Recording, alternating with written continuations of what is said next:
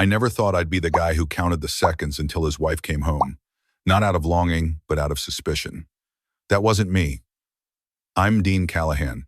For 20 years in the Marine Corps, you learn that direct confrontation saves lives. You have a problem, you state it. You have a threat, you face it.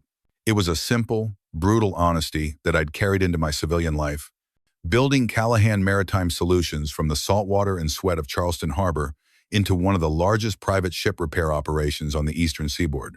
My life was built on solid things: steel, honor, a firm handshake.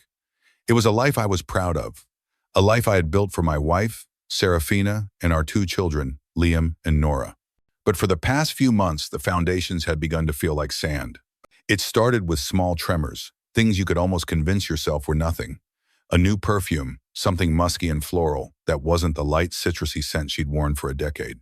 "Just trying something new, darling," she'd said, her smile not quite reaching the brilliant blue eyes I'd fallen in love with.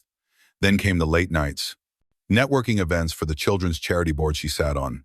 They began running later and later, fueled by cocktails and conversations I was never a part of. Her phone, once a casual accessory left on the kitchen counter, was now perpetually face down, a dark, silent monolith. Her passwords, which we'd shared since the dawn of the internet, were suddenly changed. "It's security policy at the foundation. They're making everyone update," she'd explained with a breezy wave of her hand. I wanted to believe her. God, I wanted to believe her. This was Serafina, the woman who had walked into my life when the business was just a handful of contracts and a mountain of debt. She was a journalist for the Charleston Chronicle, doing a feature on veteran entrepreneurs. The daughter of Senator Alistair Vance, the 3-term titan of South Carolina politics, she belonged to a world of charity galas and backroom handshakes. I was a Marine with calloused hands and simple dreams. "You're authentic, Dean," she told me on our 3rd date, her laughter echoing across the humid evening air. "Do you know how rare that is in my world?" She said she wanted out of that world, wanted something real. So I gave her real. A wedding where my Marine buddies stood as groomsmen, sweating in the Charleston heat, looking gloriously out of place amongst her society friends. A house on the water that I renovated myself on weekends. 2 beautiful kids who had her eyes and my stubborn streak. 15 good years, until they weren't good anymore. The breaking point didn't come with a bang, but with a quiet buzz. It was a Tuesday evening. Serafina was upstairs taking a shower, the sound of the water, a familiar, comforting rhythm in our home. Her phone, left on the granite countertop, lit up. My heart hammered against my ribs. I'd never once checked her messages. It was a line I'd never considered crossing. But my combat instincts, the ones that screamed when a perimeter had been breached, were overriding every principle I held. My hand trembled as I picked it up. The screen was open. A text from Julian Croft. "Miss you already. Last night was worth the risk. Same time Thursday. Julian, my best friend since BUD/S training. The man who'd pulled me from the rubble of a collapsed building in Fallujah, saving my life. The godfather to my son Liam. The business consultant I'd hired 3 years ago to help expand Callahan Maritime. The man who, just last week at poker night, couldn't look me in the eye. A cold, precise rage washed over me. So potent it felt like ice water in my veins. The noise in my head went silent. I placed the phone back on the counter, exactly as I had found it, at the exact same angle. I walked outside, through the humid night air to my workshop, the scent of sawdust and oil, a stark contrast to the betrayal choking me. I picked up a perfectly good oak cabinet door I'd been building for the kitchen and systematically, silently destroyed it. I splintered the wood with my bare hands until my knuckles were raw and bleeding, the physical pain a welcome distraction from the inferno in my chest. Then I swept up the mess, washed the blood from my hands, went back inside, and walked upstairs. Serafina was stepping out of the bathroom, wrapped in a plush white towel, her skin flushed and glowing. "Hey, you," she said with a smile. I leaned in and kissed her cheek, the scent of her soap and shampoo filling my senses, a scent now tainted with lies. "Good night, Sarah," I said, my voice unnervingly calm.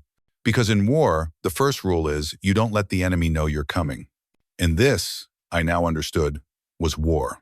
The next 2 days were the hardest performance of my life. I was the loving husband, the dedicated father, the focused businessman. I listened to Serafina talk about the charity gala. I helped Liam with his science project. I praised Nora's latest drawing. I even took a call from Julian to discuss the financials for the upcoming quarter, my voice steady as he talked about projections and growth, all while I pictured him with my wife. Every interaction was a lie, a carefully constructed facade to hide the storm gathering inside me. I knew I couldn't do this alone. My training was in direct action, not espionage. I needed an expert in the shadows, someone who operated by a different set of rules. I needed Jax Ryder. Jax was another Marine, Force Recon. He'd found civilian life too quiet for his tastes and had started a coastal security firm that was a fancy way of saying he ran surveillance operations that skirted the edge of the law. We'd connected through the veteran community. I'd helped him get the loan to start his business, no questions asked. Now, it was my turn to ask for a favor. His office was above a bait and tackle shop, smelling faintly of brine and old coffee. The sign on the door was peeling. "Dean Callahan," he said, opening the door. His eyes, sharp and perpetually assessing, took in my appearance. "You don't look like you're here for a fishing charter. I need your expertise, Jax, off the books." He stepped aside. "Come on in. Beer or something stronger?" "Stronger," I said, my voice hoarse. He poured 2 glasses of whiskey, the amber liquid catching the light. I laid it all out. The texts, the late nights, the subtle changes, the phone. When I mentioned Julian Croft, Jax let out a low whistle. "That's cold, brother, even for civilians." "I need to know what I'm dealing with," I said, the whiskey burning a trail down my throat. "Is this just an affair, or is there more?" "Serafina comes from power. Her father, Senator Vance, never thought I was good enough. Suddenly, after years of keeping her distance from him, she's spending a lot of time in his world again. And Julian, he's been asking a lot of questions about the business lately. Structure, clients, financials." Jax leaned back in his chair, the leather creaking. "You're thinking it's not just about the sex. I think I need to know what game they're playing before I make my move." He nodded slowly, his expression grim. "Surveillance package. Audio, video, digital. It's not cheap. I have the money." "That's not what I meant." He fixed me with a hard stare, the kind one Marine gives another when things are about to get real. "Once you go down this road, Dean, you can't unsee what you find. You ready for that?" I thought of Liam and Nora, asleep in their beds, blissfully unaware of the poison seeping into our family. I thought of the business I'd built with my own 2 hands. I thought of the 15 years I'd given to a woman who was potentially plotting my destruction. "I'm ready," I said, my voice devoid of any doubt. "All right, then." Jax moved to a locked metal cabinet and pulled out a case. "Let's talk equipment. I'm assuming you want the works." "Car, home, office. Everything," I confirmed. "I need to know exactly what they're planning." He laid out the devices on his desk. They were terrifyingly small. Cameras hidden in smoke detectors and clock radios, audio recorders disguised as USB chargers. And then he held up a small USB drive. "This last one is in a legal gray area," Jax warned. "It clones her phone, gives you access to everything, calls, texts, emails, location data. But you'll need 5 minutes alone with her phone and physical access." "I'll get it," I said without hesitation. The man who prided himself on honor was about to commit a profound breach of trust, and I felt nothing but a cold resolve. That night was the moment I crossed the Rubicon. Serafina went to take her nightly shower. I heard the water start, a countdown timer in my head. My heart pounded a frantic rhythm against my ribs as I walked into our bedroom. Her phone was on the nightstand, charging. My hands, usually so steady with tools and rigging, trembled as I unplugged it and inserted the drive Jax had given me. The software loaded in what felt like an eternity, but was probably less than 3 minutes. I ejected the drive, plugged the phone back in, and placed it exactly where it had been. I stood there for a long moment, looking at the dark screen. I had just violated the sanctity of my own marriage in the most profound way. I felt a wave of self-loathing wash over me, but it was quickly submerged by the chilling necessity of my actions. I didn't know it yet, but the betrayal was far worse than an affair. What I was about to uncover would make a simple act of infidelity look like a childish transgression. The next 2 weeks were the hardest covert operation of my life, and I'd operated behind enemy lines in 3 different countries. During the day, I was the same old Dean. I ran the business, coached Liam's baseball team, helped Nora with her homework. I laughed at Serafina's jokes, kissed her when expected, and even managed a civil dinner with Julian and his latest girlfriend, without reaching across the table to break his jaw. But at night, after the house fell silent, my real work began. I would retreat to my office, the door locked, and log into the secure server Jax had set up. I became a voyeur of my own life's destruction, reviewing the intelligence that flooded in. The footage confirmed the affair. That hurt, a deep, twisting pain in my gut. But it wasn't a surprise anymore. I watched them in hotel rooms I was paying for with my credit card miles, listened to their whispers and laughter. The real shock, the one that knocked the air from my lungs and left me gasping, was what they talked about between their trysts. "Richard says the judges are all lined up," Julian said in one recording, his voice muffled as they lay in a hotel bed. "Family court, business court, even criminal if it comes to that." Serafina's laugh was a sound I'd never heard before. It was cold, brittle, and utterly devoid of the warmth I'd once loved. "Daddy always delivers. Dean won't know what hit him." Oh. For a second, I felt a flicker of hope when Julian asked, "Are you sure about going this far? I mean, taking the business is one thing, but the kids..." Maybe my old friend had some shred of conscience left. The pause stretched on. I found myself holding my breath, praying for a sign of hesitation from the woman who was the mother of my children. "We need full custody," Serafina finally said, her voice like steel. "It's the only way to ensure he doesn't have the resources to fight back. Besides, Richard has people who will testify that Dean's been unstable. PTSD, violent tendencies, the whole veteran gone bad narrative. It'll be easy." "And you're okay with that?"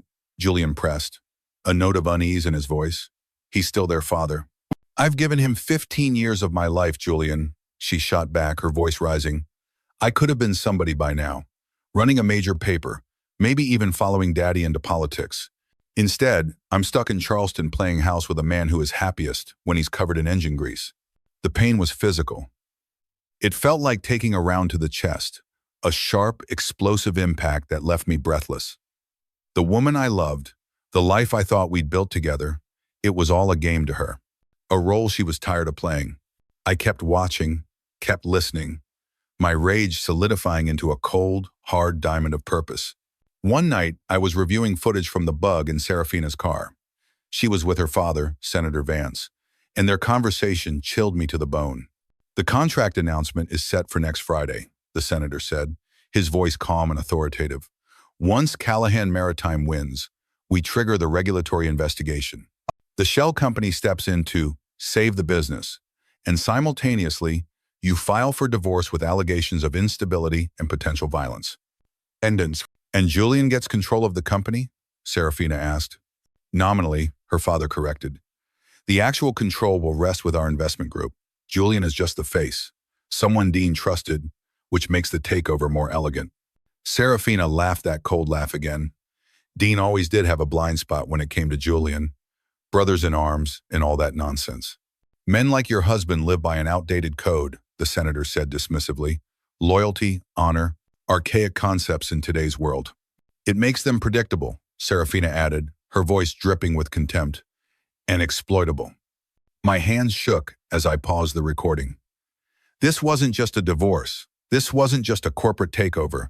This was a complete and utter annihilation strategy. They wanted my company, my reputation, my children. They wanted to erase me. I picked up my phone and dialed Jax. My voice was steady, betraying none of the seismic fury shaking my core. "It's me," I said when he answered. "I need more than surveillance now. I need leverage." "What kind of leverage are we talking about?" Jax asked, his tone instantly serious. "The kind that makes a U.S. senator back off. I need everything on Alistair Vance. Financial records, communications, evidence of corruption. Whatever you can find." There was a long pause on the other end. "That's a tall order, Dean. You're talking about stepping into a very dangerous world." "Oh?" "He's planning to destroy me, Jax. To take my kids and put me in prison. I don't have a choice." Another pause. "I know someone," he said finally, "former FBI, specializes in financial crimes now. She's the best, but she's not cheap, and she doesn't take just any case. Whatever it costs." "Be careful, Dean," Jax warned. "You're playing with fire here." "I'm already burning," I replied, and hung up the phone. Might as well fight back. Jax's contact was a woman named Ava Sterling. She agreed to meet at a nondescript diner off Highway 17 called the Blue Plate, the kind of place where no one asked questions. She wasn't what I expected. Mid-40s, with sharp, intelligent eyes and a no-nonsense pantsuit, She looked more like a bank executive than an ex-FBI agent turned private investigator. "Mr. Callahan," she said, her handshake firm. "Jax briefed me. You're looking for leverage against a sitting U.S. senator." "That's correct." "Oh, you understand what you're asking for carries significant risk," she said after we'd ordered coffee. "Not just legal risk, personal. Men like Alistair Vance don't take threats lying down." "I'm not looking to threaten him publicly," I explained. "I need an insurance policy, enough leverage to protect what's mine." "And what exactly is yours, Mr. Callahan?" she asked, her gaze unwavering. "Your business, your children, your wife." The question caught me off guard. "My wife has made her choice," I said after a moment, the words tasting like ash. "I'm fighting for my kids and the business I built." Ava studied me, a flicker of something, maybe respect in her eyes. "Carter said you were military. Force recon. That explains the approach. Strategic, methodical." She pulled a contract from her briefcase. Her fee was staggering, but I just nodded.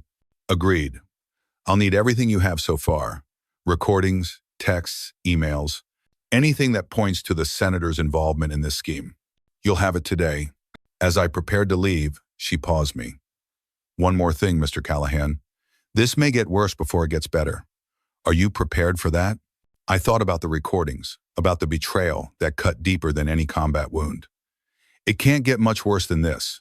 Her expression softened almost imperceptibly. "In my experience, Mr. Callahan, things can always get worse, but I'll do my best to make sure they get better for you." While Ava began her deep dive into the senator's carefully curated life, I launched a second front. I had to protect my company from the inside. Jason Kim had been my operations manager for 6 years. He was smart, fiercely loyal, and most importantly, had no connection to Serafina's social circle. If there was one man in my company I could trust, it was him. I called him into my office after hours and activated a signal jammer, a paranoid precaution that made Jason's eyes widen. "I need you to set up a shadow structure," I told him, keeping my voice low. "A subsidiary, LLC, registered in Delaware. We need to transfer our core intellectual property, key client relationships, and as many liquid assets as we can without raising red flags." Jason stared at me, his face pale. "Boss, it sounds like you're preparing for someone to try to take over the company." "I am," I said grimly. "The government contract we're about to win, it's a Trojan horse. They're going to use it to destroy us unless we're prepared." I didn't give him details, just the cold, hard necessity of the task. He saw the look in my eyes and didn't ask any more questions. "It'll take about a week, working nights. It'll be complicated," he said. "Do it," I commanded, "whatever it costs." The waiting was the hardest part. Days stretched on. I played my role as the dutiful husband and focused businessman. Meanwhile, Ava was methodically building a case against Senator Vance, piece by damning piece, and Jason was discreetly moving the vital organs of my company into a new, protected shell. Then came the breakthrough. My phone rang at 2 a.m. It was Ava, her voice tight with the excitement of a hunter closing in on her prey. "I've got it," she said, dispensing with pleasantries. Recorded conversation from a beach house on Kiowa Island. The senator, a federal judge, and 2 corporate executives. An explicit discussion of a bribery scheme involving offshore accounts and judicial rulings. "How solid is it?" I asked, my heart pounding. "Crystal clear. The senator even mentions previous arrangements by name. It's a prosecutor's dream. And yes, they discussed the plan for Callahan Maritime. He refers to it as the Serafina situation. They confirmed everything." My grip tightened on the phone. "What else?" Ava's voice became grim. "Dean, it's bad. They're not just planning to take your business. The senator has arranged for evidence to be planted, suggesting you've been embezzling from government contracts for years. They want you in prison, not just divorced and broke." The cold, calculated cruelty of it stunned me. It was total destruction. "I've compiled everything into a secure file," Ava said. "Financial records, communications, the recording from the beach house. It's all there. Enough to launch multiple federal investigations." "When can I have it?" "I can deliver it tomorrow." "But Dean, once you have this, you are holding a live grenade. Be very careful how you use it." "I know exactly how I'm going to use it," I said, my voice as cold as the grave. The weapon was forged. It was time to set the trap. The day of the contract announcement arrived with picture-perfect Charleston weather. A brilliant blue sky, a gentle breeze off the harbor. A beautiful day for an execution. We'd set up a large tent in the shipyard, complete with catering, an open bar, and a small stage. All my employees were there, their faces beaming with pride and excitement. Serafina moved through the crowd with an effortless grace, wearing a stunning blue dress I'd never seen before. She was the perfect politician's daughter, smiling, shaking hands, a vision of supportive elegance. Beside her, Julian stood near the bar, checking his watch repeatedly, a predator waiting for the signal. At exactly 2 p.m., my phone rang. It was the official notification. We'd won the contract. I made a show of answering, a broad smile plastered on my face as I thanked the caller. The crowd erupted in applause as I stepped onto the stage and announced our success. "This is a game changer for Callahan Maritime," I shouted over the cheers. "A chance to take what we've built together to the next level." I caught Serafina's eye. She was smiling, but it was a smile I now recognized, sharp, predatory, triumphant. "Before we really get this party started," I continued, my voice resonating through the speakers, "I want to thank some people who made this possible." I went through the expected list: my management team, key employees, Support TV clients. Then I paused, letting the silence hang in the air. And I'd especially like to recognize someone who's been instrumental in positioning us for this opportunity: my longtime friend and business consultant, Julian Croft. "Julian, would you join me up here?" He looked surprised but pleased, basking in the spotlight as he made his way to the stage. As he approached, I saw a man in a drab suit enter the tent, his eyes scanning the crowd, right on schedule. Serafina saw him too, and I watched her straighten, a flicker of anticipation on her face. Julian reached the stage and shook my hand, leaning in for a backslapping hug. I returned it, my arm clamping down on his shoulder as I whispered in his ear, my voice a venomous hiss only he could hear. "I know everything, you backstabbing son of a bitch." He stiffened, his face going slack with shock. Before he could react, I turned back to the microphone, my smile never wavering. "And finally, I see we have a visitor." "Sir," I called out, pointing to the man in the suit. "Are you looking for someone?" All eyes turned to the man, who looked flustered at being singled out. I'm looking for Mr. Dean Callahan." "That's me," I said cheerfully. "And you are?" "David Connors. I represent Victoria Reed in a legal matter." He held up a thick manila envelope. "I have documents to serve you." A confused murmur rippled through the crowd. Serafina's smile widened. This was it, the public humiliation, serving me with divorce papers at my moment of greatest triumph. "Of course," I said calmly. "Please come on up." As the lawyer made his way forward, I took the envelope he handed me. "Thank you, Mr. Connors, and as it happens, I have something for you as well." I reached into my jacket and pulled out a sealed envelope of my own, handing it to him. "Please see that Mrs. Callahan and her father receive this immediately." I leaned in closer, my voice dropping. "I'd suggest you look at what's inside, too. You might want to reconsider who you're representing." As he walked away, I saw Julian trying to slip off the stage. I grabbed his arm, my fingers digging in just enough to make him wince. "Not so fast, brother," I said, keeping my voice low but pleasant. "We're just getting started." Across the tent, Serafina intercepted her lawyer. I watched as they huddled in a corner, her face impatient as he opened the envelope I'd given him. Inside was a simple letter laying out exactly what I knew: the rigged contract, the legal assault, Julian's embezzlement, and Senator Vance's extensive corruption. Attached was a single, high-resolution photograph: Senator Vance in a parking garage, handing an envelope to a known corporate fixer. It was just one piece of the mountain of evidence on the flash drive, in my pocket. I watched the color drain from Serafina's face.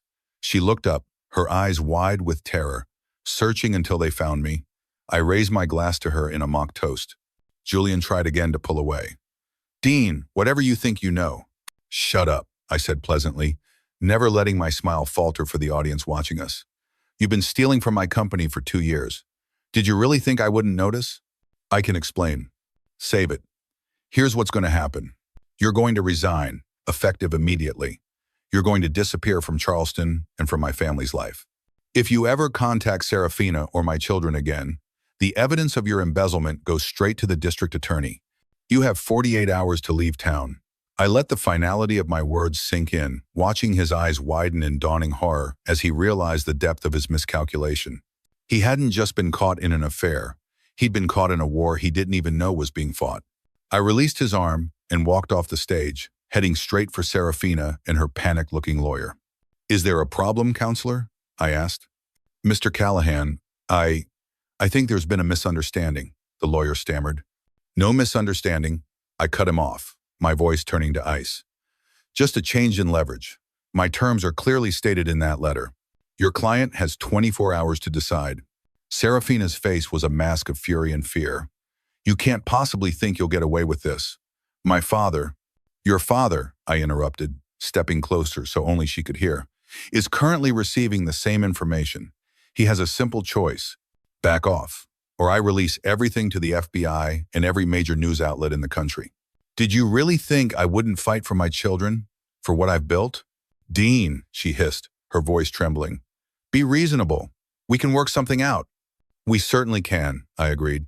You signed my divorce agreement on my terms. I get full custody of the kids. I keep the business, the house, everything. You get a generous settlement that will let you start over somewhere far from here. Or, option 2, mutually assured destruction. Your father goes to prison, your reputation is destroyed, and you get nothing. You're bluffing, she whispered, but her voice wavered. Try me, I turned to the lawyer. 24 hours. My attorney will be expecting your call. I walked away, back toward the party that was still buzzing, completely unaware of the silent, brutal coup that had just taken place. The trap they had set for me was now their prison. Senator Alistair Vance was not a man accustomed to being outmaneuvered. He showed up at my house at 11 that night, his face a thundercloud. I was waiting for him on the porch, a glass of bourbon in my hand. You have some nerve, Callahan, he snarled as he climbed the steps, foregoing any pretense of civility. I'd offer you a drink, Senator, but I don't think this is a social call. What do you want? He demanded. Money? A position? Everyone has a price. I took a slow sip of my bourbon, letting him stand there. I already told Serafina, I want my kids. I want my business. I want you and your daughter out of my life. And the information you claim to have? Insurance? I said simply. It stays buried as long as you keep your end of the bargain?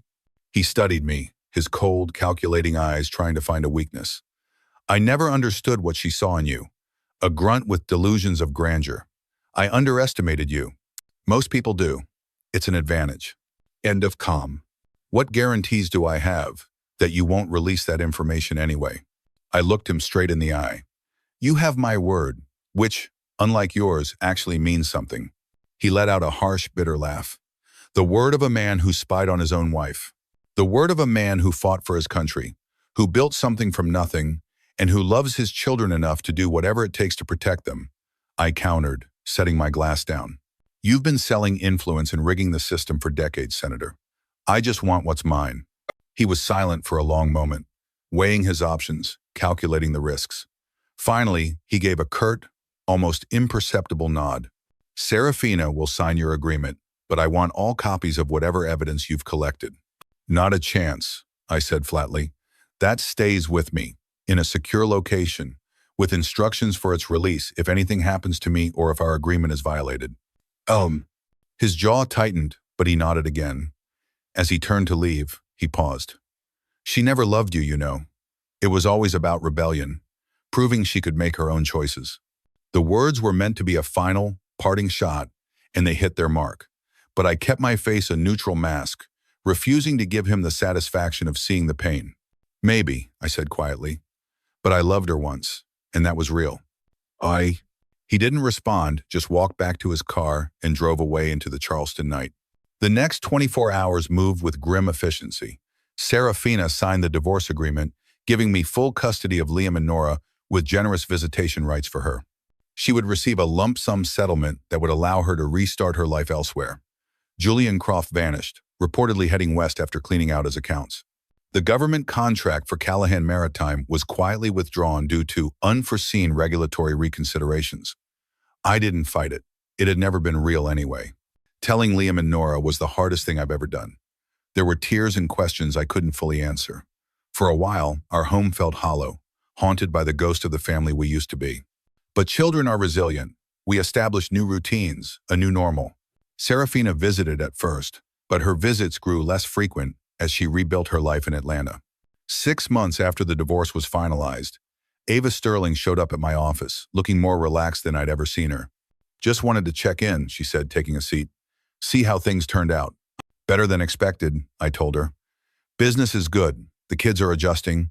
The senator is keeping his distance. And how are you doing, Dean? She asked, her sharp eyes studying me. Really? I'd been so focused on winning the war, I hadn't given much thought to the peace. I'm surviving, I said finally, one day at a time. As she stood to leave, she turned back. You know, most men in your position would have gone scorched earth, released everything. Mutually assured destruction benefits no one, I said, looking out my office window at the bustling shipyard. Especially not my kids. She smiled slightly. Smart and rare. Take care of yourself, Dean Callahan. Years passed. Life moved forward. Callahan Maritime opened a second location in Savannah, the expansion I'd always dreamed of, achieved on my own terms. Nora started high school, a thoughtful young woman with her mother's looks but none of her duplicity. Liam, now a young man, was talking about following me into the Marines. They had all underestimated me. They assumed that because I lived by a code of honor, I would be easy to break. What they failed to understand was that the same training that taught me loyalty also taught me how to fight, how to use every available resource, how to never, ever surrender what matters. I still keep the evidence secure, a digital grenade hidden away, not out of vindictiveness, but out of prudence. Men like Alistair Vance have long memories, but so do I. I am Dean Callahan, a Marine, a businessman, a father, and I protect what is mine.